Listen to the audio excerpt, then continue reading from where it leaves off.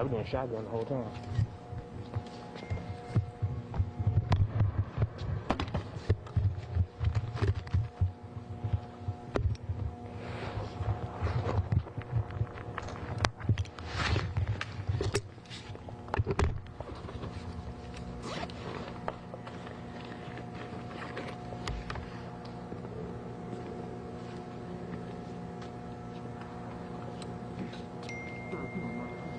Oh, yeah. Do whatever you need. Yes, sir. Just let us know when you get ready. Okay. Appreciate you, man. You have a good holiday? It was good. Me too. How about you? We were busy, unfortunately. Yeah, me too. I was just happy to see you. See the new year. Man, me and you both. What about? I wish my dogs were doing a little better, but you know. Yeah, I know. It's just been a... You put that in here? Here, I'll say, I'll just stick it in my pocket. Okay. If that works for you. And sir, if you allow me just to get a mic check, it'll take 2 seconds. You got it. Keep you having to say anything else over. Just tell me when you're ready.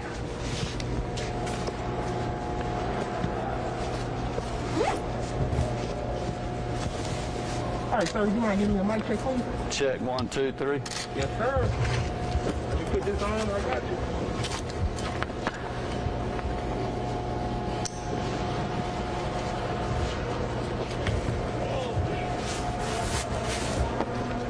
Just let me just... Okay. Y'all nod your head when you get ready. Okay. Sir, if you want to just look straight at me the whole time. All right, I am rolling. All right, well, good afternoon, everyone. Let me just thank you all for being with us today here at the Georgia World Congress Center.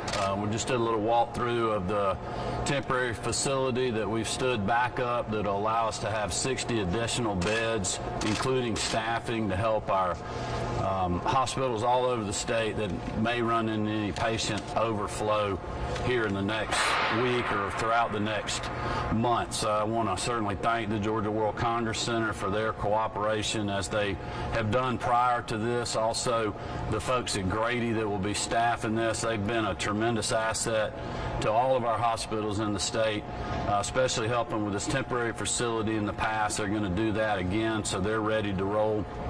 Also, their coordinating center that the state has invested a good bit of money in during the pandemic to help us coordinate bed space throughout the state, so we haven't seen issues like we've had in other states where we couldn't find a bed, a hospital. There's one place that they can go, and they will help them find a bed if that ends up being the case in our state. So we really appreciate the investment that Grady has made there, but really the state as well, and I want to thank the General Assembly for their support of those efforts through our CARES Act funding. As you can see behind me, we now have an 80-day supply of critical PPE that our hospitals, long-term care facilities, and other folks may need, health departments and others across the state. The availability of PPE is still very good right now. I haven't heard of too many issues that are out there. But several weeks ago, even before we saw our cases climb and we saw that happening around the rest of the country, I've asked Director Chris Stallings from the Georgia Emergency Management Agency, who joins me today, to really look at seeing at getting us additional supplies of PPE should we have a case for the need more so than we had. I mean, one of the things we learned early on was these supplies can get very tight when you think about ventilators, PPE supplies. We did not want to run into that issue again. Certainly appreciate the CARES Act funding that's given us the ability to, I guess, have about an additional 20-day supply of PPE over our normal stockpiles, and that is why we're housing that here at the World Congress Center. Our other warehouses are full, so the good news is we are ready for anything that comes our way in regards to PPE, and I think that gives a lot of folks in our medical facilities and hospitals a good peace of mind in regards to the PPE supplies. So I'll just ask Director Stallings to brief you real quick on our PPE supplies and what they've been working on really even before we got into this case increase and hospitalization increase we're seeing. Chris. Thank you, Governor. As what we saw around the country was that PPE was being very difficult to get our hands on. So we took a proactive step through the leadership of the governor and his office, and we made what you've seen behind us here a $16 million purchase for additional PPE. So this is a little more than $16 million. We've got a couple other trucks that'll be coming in tomorrow, but that will finalize everything that we have. That will put our state's stockpile at levels we've never been before. We'll be able to handle anything that we see coming in the near future.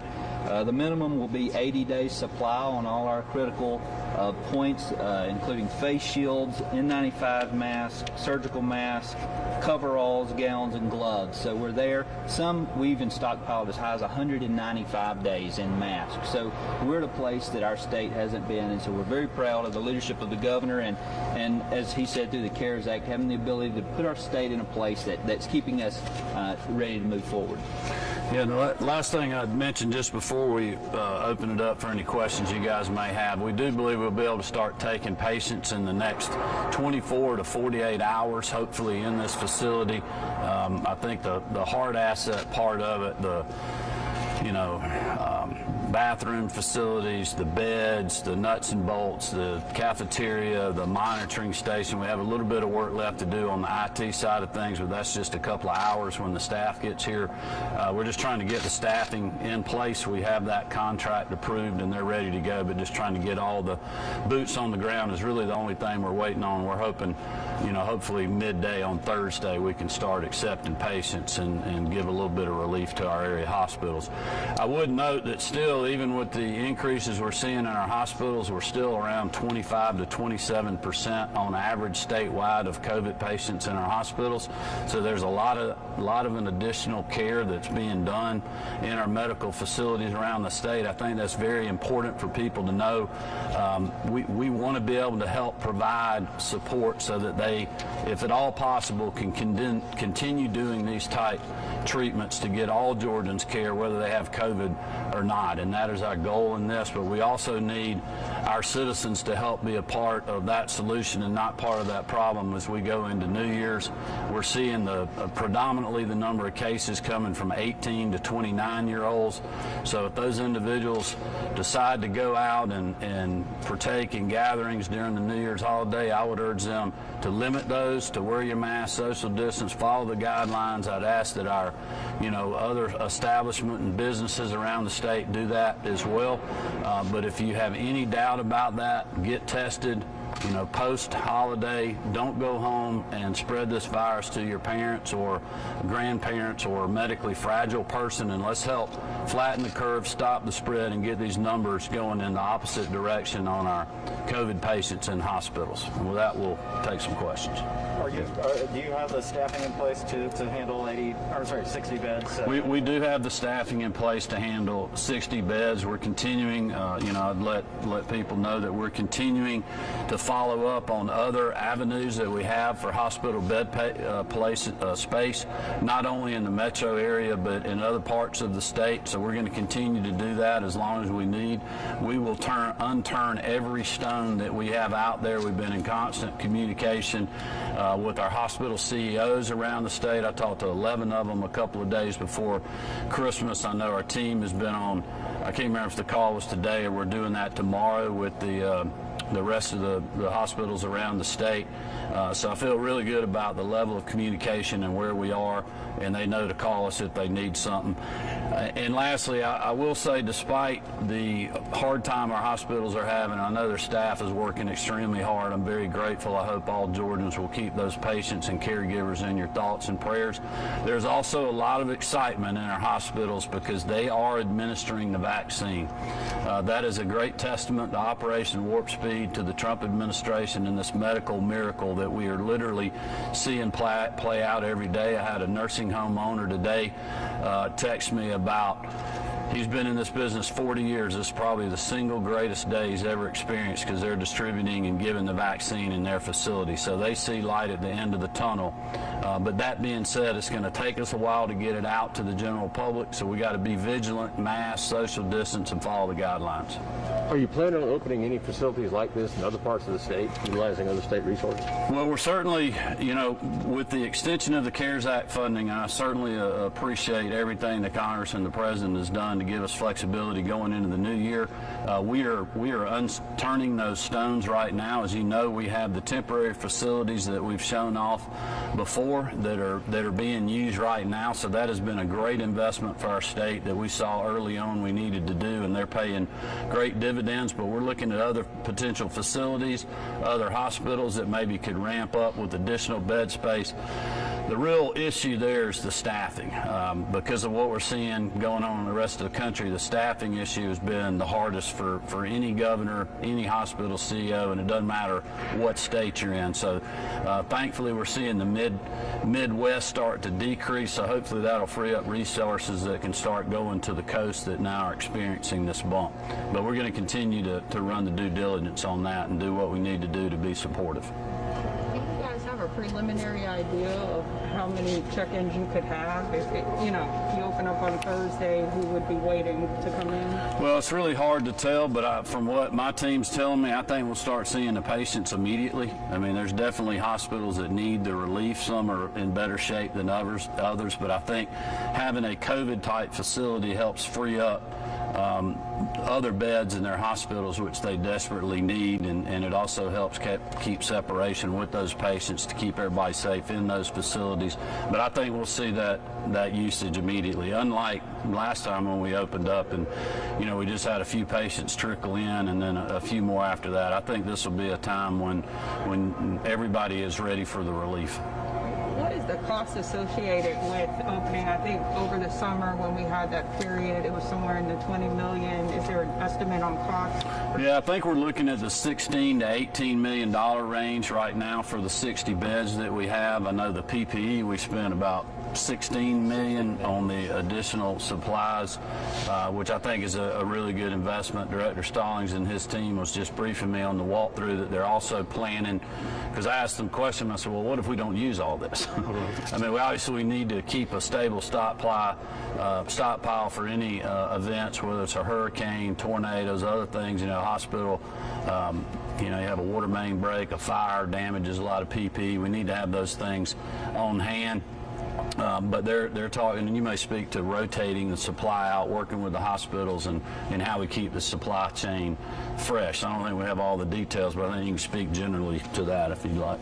Something that we're looking into and trying to work a process out is that we become essentially an immediate response for hospitals and things, and as they need those, they can immediately come to us in the state of Georgia to fill those needs immediately, and then as they get supplies in, we can backfill our supply so that we maintain a fresh stock of the equipment. We don't lose anything to expiration dates. How is it transported out? You make the request, and then how does it get? Yes, ma'am. It would come through. So we have a system through our web EOC where they would go through their emergency management, make a request into the agency. Once the agency recognized the request, we would distribute that request out. Once it was filled, they would make a purchase, and then it would meet certain specifications and come back into the warehouse.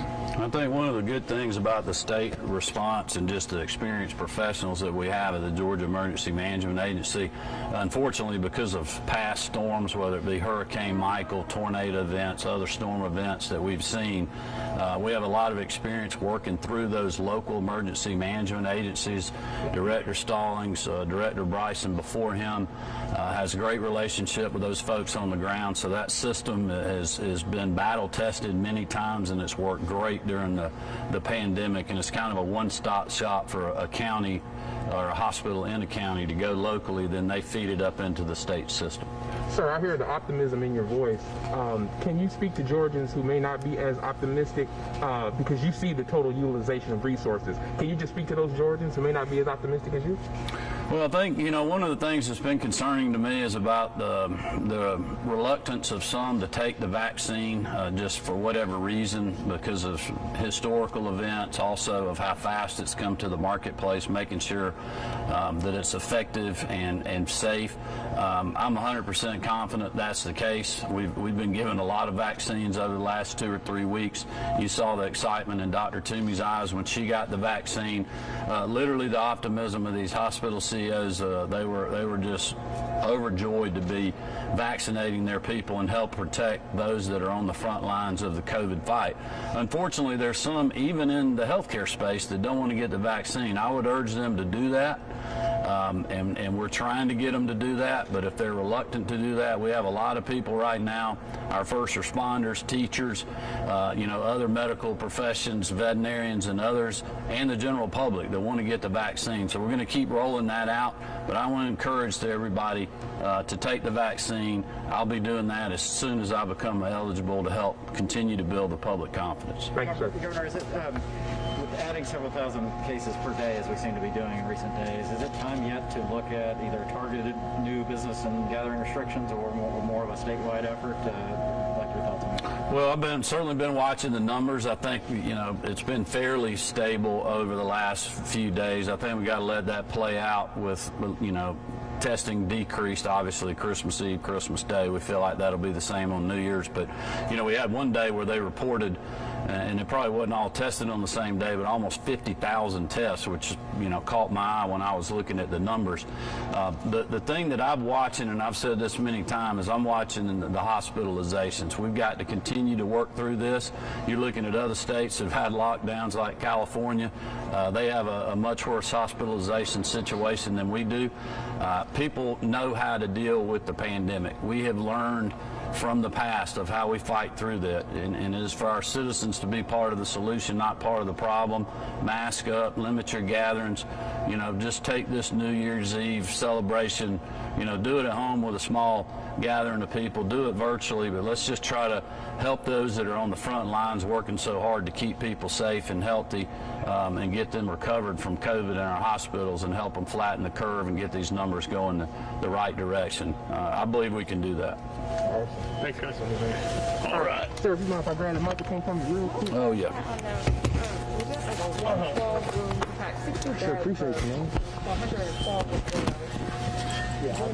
Thanks, sir. Good to see you again. All the people in there. Will there be time for you to get a little B-roll in here? Yeah, okay. Yes, sir.